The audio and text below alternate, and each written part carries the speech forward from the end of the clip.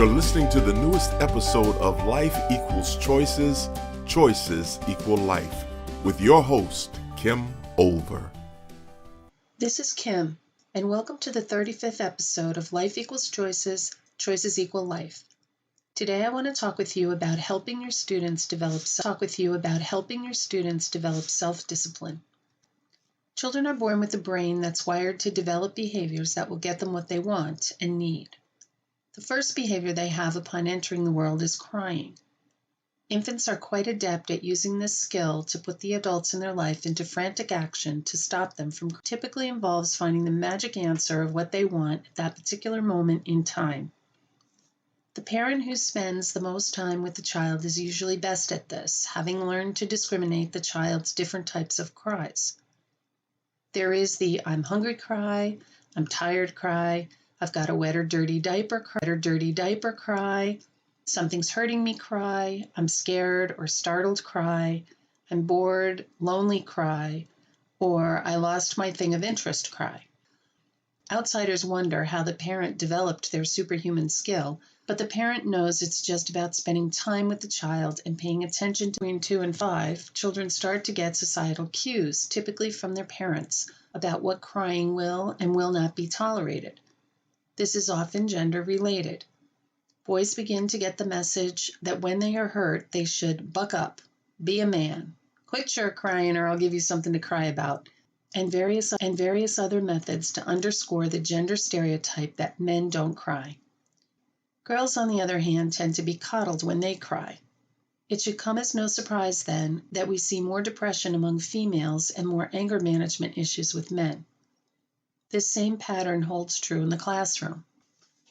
The thing to remember is that whatever behavior your student is using is their best attempt to get what they want at that moment in time.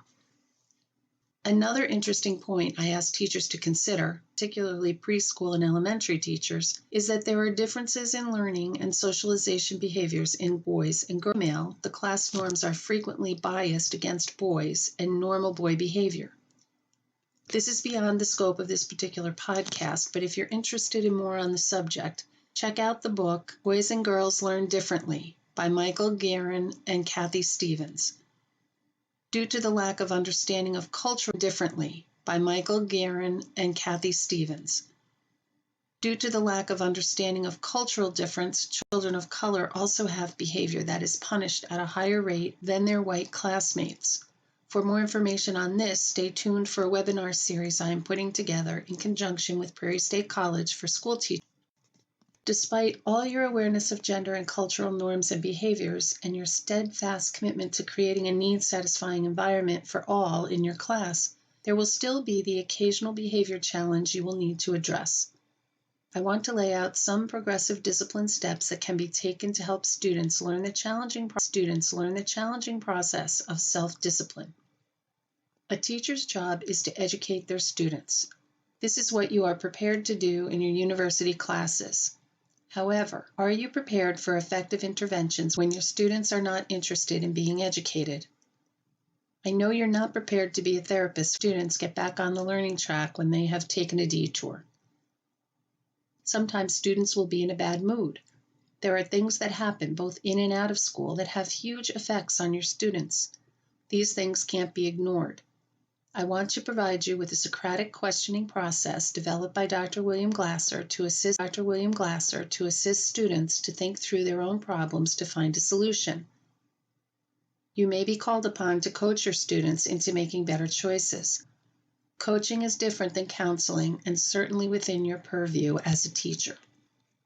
The first thing to remember when a child in your class is challenging is not to take it personally.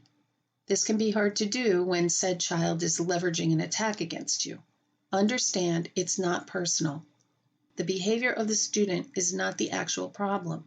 The behavior is the language that child is using to tell you there's something they need that they cannot currently have. 5 basic needs: safety and security, connection, significance, freedom, and joy. If you want more information about these needs, please listen to episode 33. It delves into these needs in greater detail. Once you understand and accept any behavior the child exhibits is their best attempt in that moment to get something they want, your job as a teacher is to accept it as their best attempt and to make your best attempt to discover and understand what they want, and if they can't have it now, then what need are they looking to satisfy? If a student can't get what they want immediately, as a teacher, you can always offer solutions that will at least get them what they need. Frequently, when the student says something hurtful to a teacher, that teacher interprets it as disrespect, and the student very well may have been working to disrespect you. But that child can't be successful in disrespecting you unless you take the bait. One of the pet peeves of teachers I have heard over the years is when a student says a big F you to the teacher. Disrespectful? Perhaps, if you interpret it that way and respond accordingly. Imagine this response instead. Wow, Tommy, I get from that you're really mad about it. You might not be able to imagine that response, but the goal is to move closer to the hurting child instead of doing something to damage or destroy your relationship. That child may be lashing out at you, but I would bet the underlying need for that child is connection.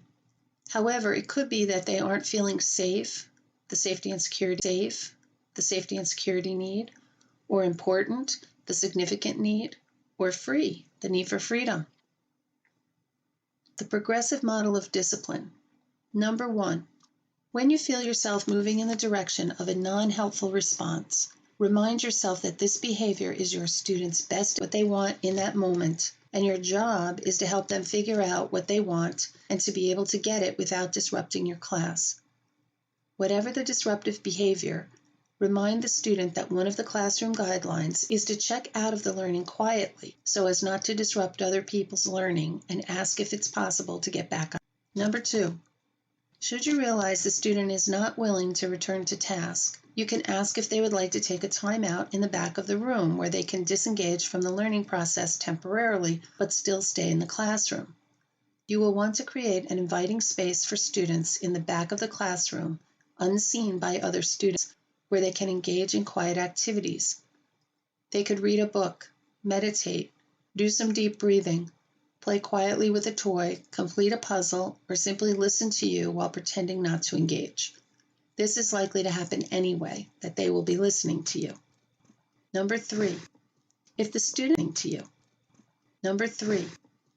student turns down your invitation to go to the quiet place at the back of the room, you can inquire if talking with you about things would help. Ask if the student would like to speak with you about whatever is happening. If the student says yes, see if they can wait until the conclusion of class or the teaching piece you might be in the middle of. If the student, after being recognized and offered an audience to discuss, can wait, then finish your task and speak with the student using the questioning process I'm going to outline in a bit. Number 4, if the student indicates they can't wait, then speak to them in the task assignment to complete while you're in the hall. Part of what you'll do with the student in your plan is helping them develop more tolerance to be able to wait next time until you can attend to your student conveniently. The process to use with the student is the following questioning process. Make sure you have a need-satisfying environment, meaning your student feels safe with you, safety and security need. They believe they can trust you and that you care about them, connection need. They know they're important to you, significance need. They know you aren't trying to change them or coerce them to do things they don't want to do, and you give them freedom need. And they know you are going to provide self-discovery learning, joy need. Then you want to explore with the student what they want. With younger children, you can use Nancy Buck's magic question. What do you want that you're trying to get by, and insert whatever the behavior is, when you are in the moment. If you're in the hall, ask what the student wants. Often they can tell you what they don't want. You'll want to reframe the don't want into what you think they want. For example, if they're complaining about other kids saying unkind things to them, you could ask, what would you want them to do instead? Or, doing that, what would they be doing instead? Before you proceed to the next question, be sure you have a clear picture of what the student wants. Resist the urge to move ahead with your own understanding by checking what you're thinking with the student. I find using the have, do, be technique helpful in understanding another's want. You would say, if you had what you want, what would you have that you don't have now? What would you be doing that you're not doing now? And how would you be different? When you have clear answers to those questions, then you'll be reasonably instead of filling in the blanks with your understanding of what it is they're saying. We are adept at taking shortcuts by conceptualizing what someone else wants by filling in the meaning you might have in that same category. This is a mistake. Next, ask the student what behavior they've been using to try to get what they want. They should tell you everything, the things that have worked, those that haven't, and the things that have had no effect. If they're leaving out behaviors you've seen, whether positive, ineffective, or negative, you can add them here. But when you do, use your please pass the butter voice. It's butter voice. It's important that you remain neutral and non-judgmental. The next question is to inquire whether the things the student has been doing are working. If they say yes, then you might need to check whether the behavior is responsible by asking if it's against the rules or illegal, or whether it hurts. The answer to those questions is yes, then you want to ask, if we can work together to find a way for you to get what you want without breaking rules, the law, or hurting anyone, would you be interested in at least talking to me about it? If they say yes, you can move on to planning.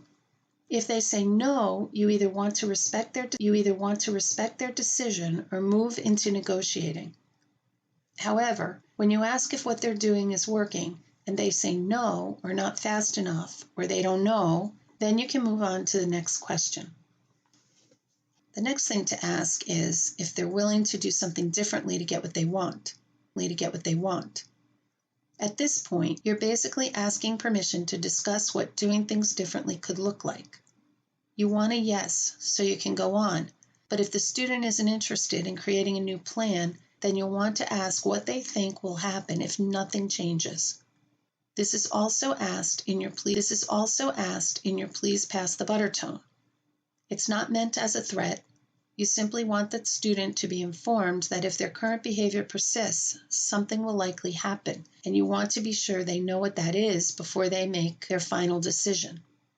If they know the potential consequences and want to continue on the path. On the other hand, if they're willing to discuss alternatives, then you can move forward to the plan. When the child is willing to explore alternatives, you want to ask if they have any ideas of their own.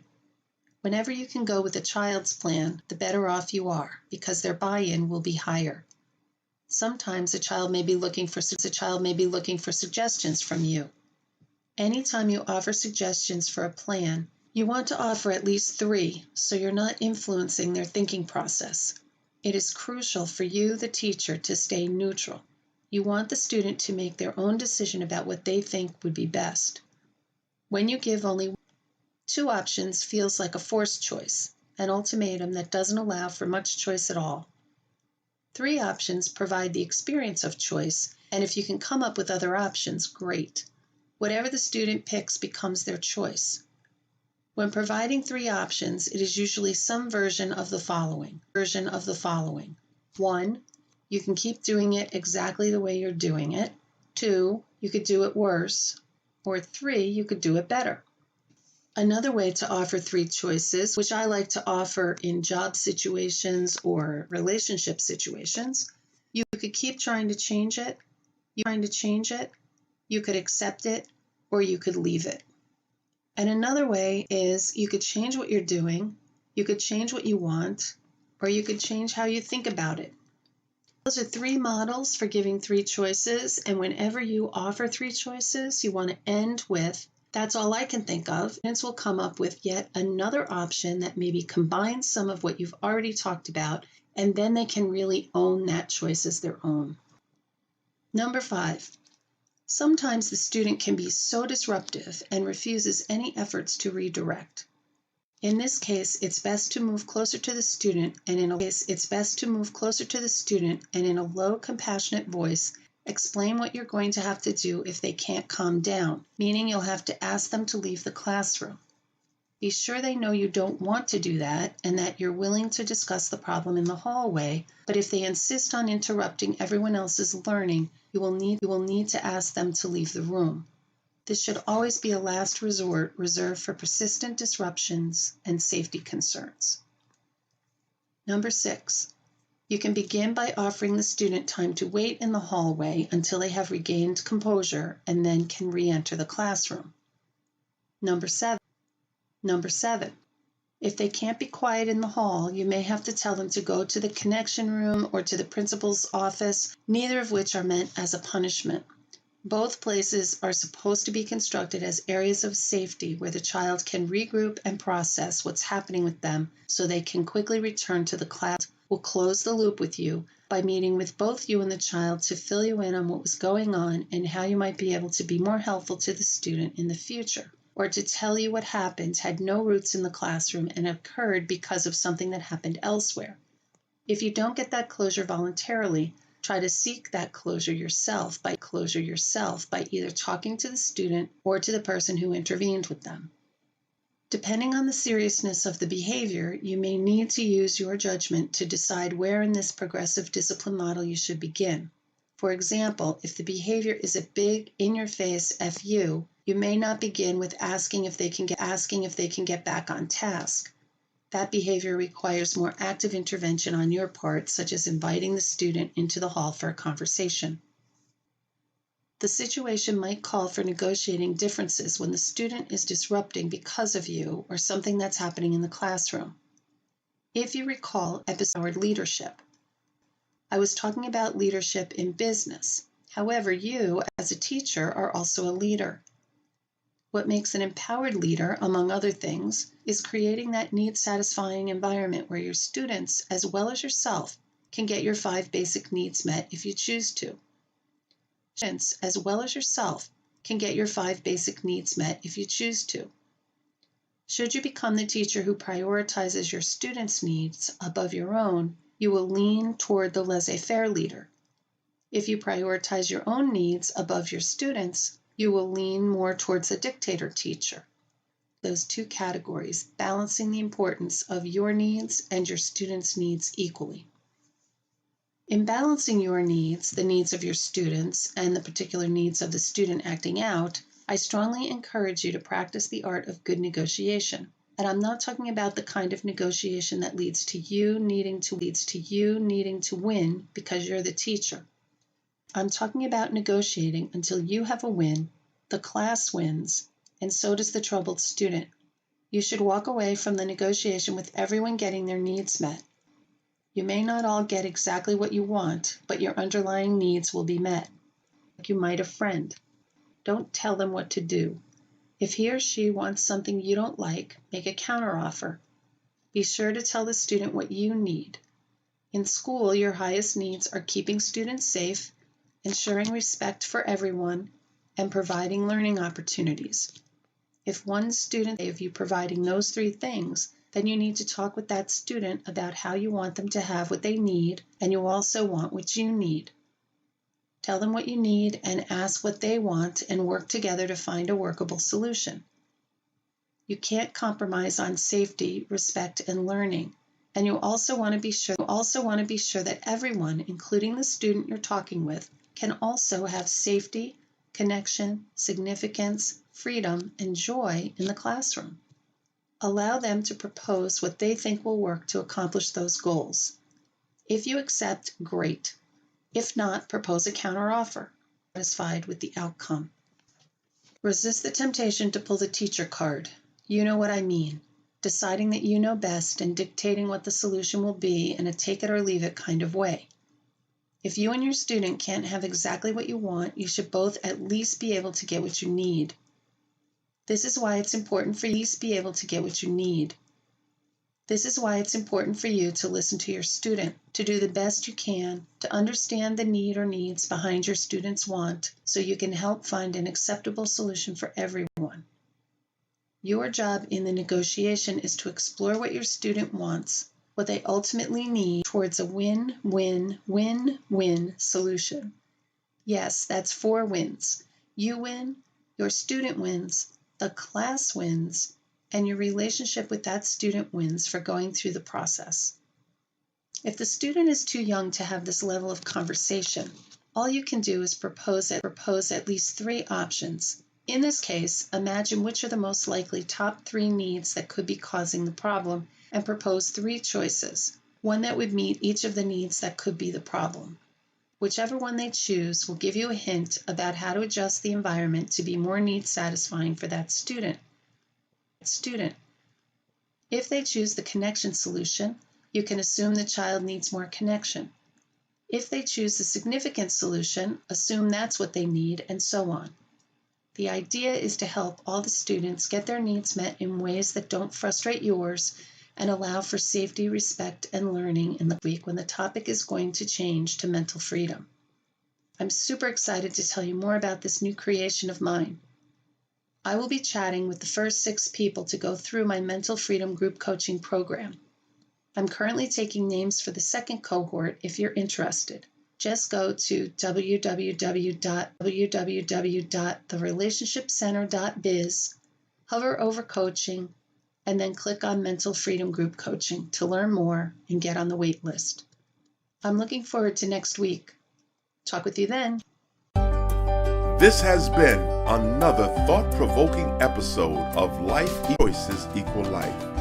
To listen to past episodes, please visit our website at www.therelationshipcenter.biz/podcast and remember to subscribe.